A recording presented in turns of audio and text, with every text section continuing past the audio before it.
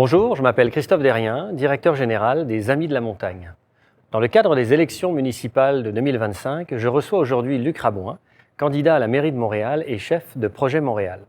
Je vais lui poser 5 questions sur les priorités et les enjeux du Mont-Royal, mais aussi sur sa vision pour l'avenir de la montagne. Luc, bonjour. Bonjour Christophe. Merci d'être là aujourd'hui avec les Amis de la Montagne. Voici ma première question et sa mise en contexte.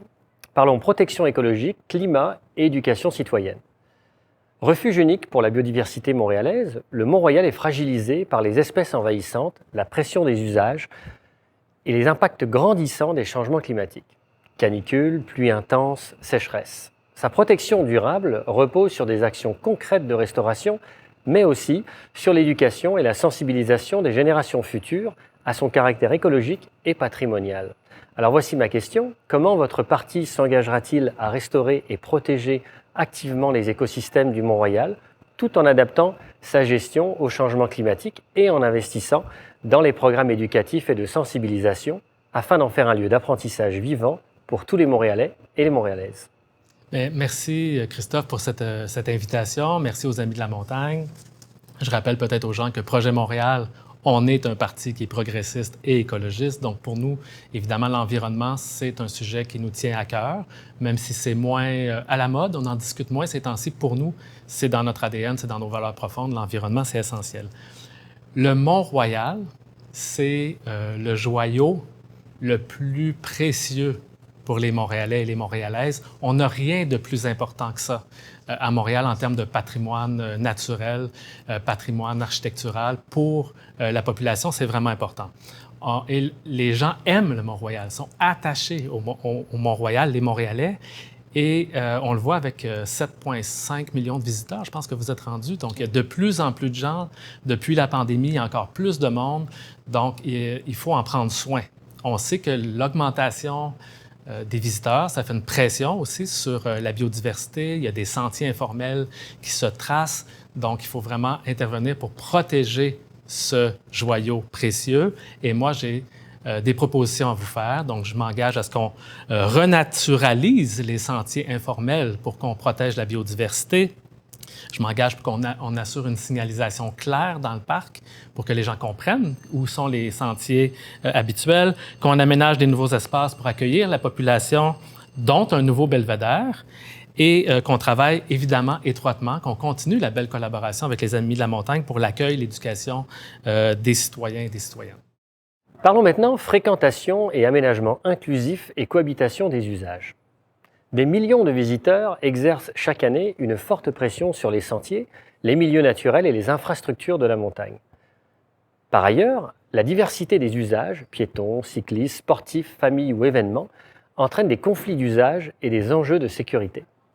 La gestion de la fréquentation, la qualité des aménagements et l'encadrement des pratiques doivent aller de pair afin de préserver durablement l'esprit et l'intégrité du Mont-Royal. Alors ma question: quelles mesures concrètes mettrez-vous en place pour gérer la fréquentation du Mont-Royal, assurer une cohabitation sécuritaire et inclusive, favoriser une mobilité durable et encadrer les événements pour prévenir les usages qui fragilisent son environnement et son esprit collectif?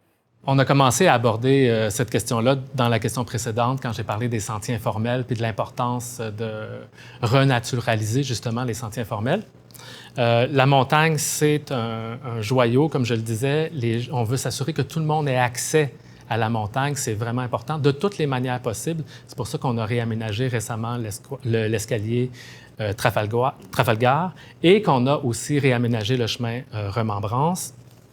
Avec la nouvelle station REM, dans Côte-des-Neiges, la station REM Édouard-Montpetit, ça va permettre aussi à d'autres personnes d'accéder directement à la montagne. Par exemple, des gens de Pierrefonds vont pouvoir venir en 20 minutes au Mont-Royal et profiter de cette montagne qu'on a là, qui est le poumon vert de Montréal. Donc, d'avoir accès à un espace naturel comme ça, c'est précieux pour les Montréalais.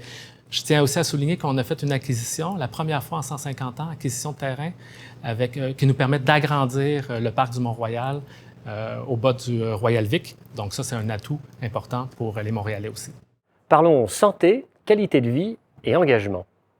Véritable poumon vert de Montréal, le Mont-Royal contribue directement à la santé physique et mentale des citoyens et citoyennes en offrant fraîcheur, espace de détente et contact avec la nature.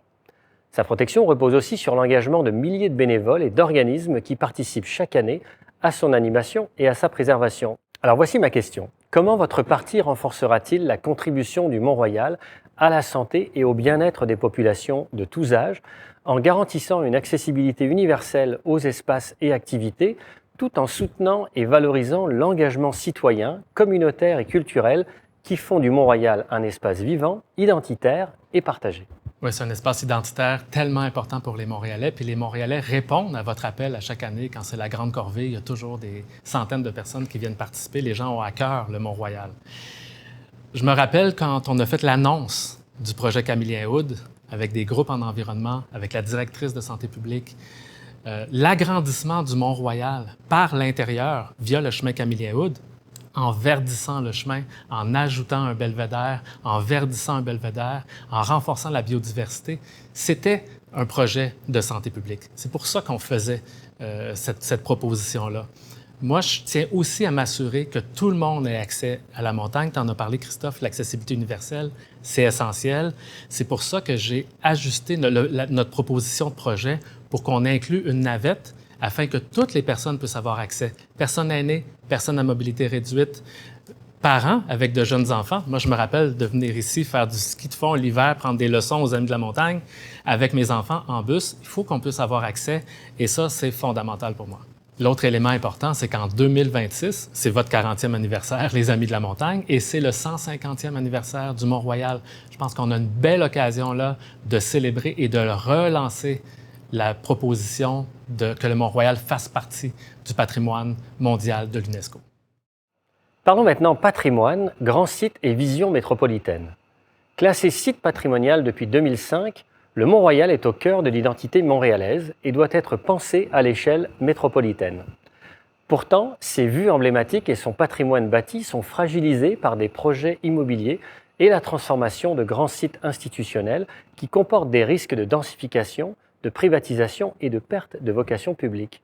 Alors ma question, comment vous engagez-vous à protéger les vues, le paysage et le patrimoine architectural du Mont-Royal, tout en orientant la requalification des grands sites institutionnels vers les usages qui servent l'intérêt collectif, renforcent sa vocation écologique et culturelle et s'inscrivent dans une vision globale de développement durable pour la métropole? Donc, le site patrimonial du Mont-Royal, c'est précieux. Il faut qu'on s'en occupe. Si on donne un statut si important, c'est parce que c'est majeur, crucial. Il faut vraiment le protéger.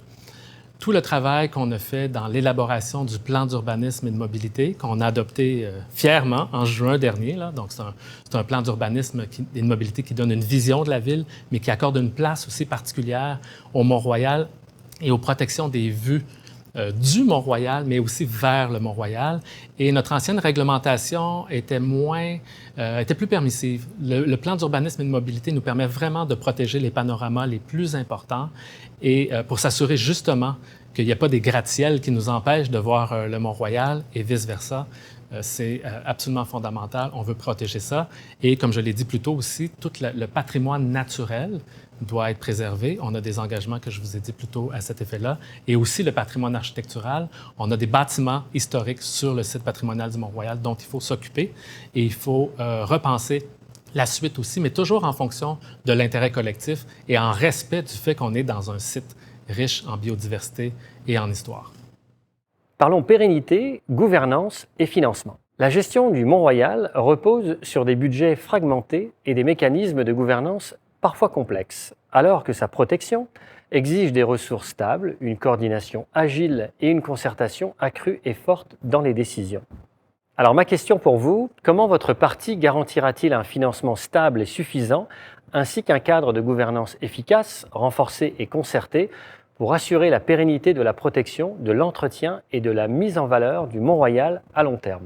Donc, le Mont-Royal, comme je l'ai dit, c'est un joyau précieux qu'il faut s'occuper. Puis, probablement que tout le monde pourra dire quelque chose comme ça, mais moi, je veux souligner que j'ai été responsable du budget de la Ville. Le budget de 2025, c'est moi qui l'ai préparé.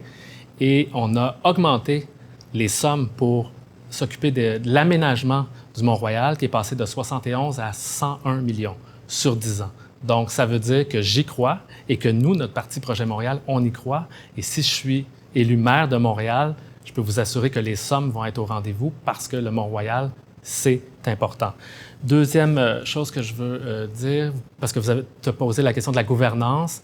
Donc, on a quand même le Conseil du patrimoine qui joue un rôle important dans l'analyse des projets pour nous assurer qu'on respecte les vues, qu'on respecte le site patrimonial du Mont-Royal. On a un bureau du Mont-Royal à la ville qui est important, qu'on veut renforcer, mais on a aussi la chance d'avoir la table de concertation du Mont-Royal qui regroupe tous les acteurs importants intéressés par la montagne.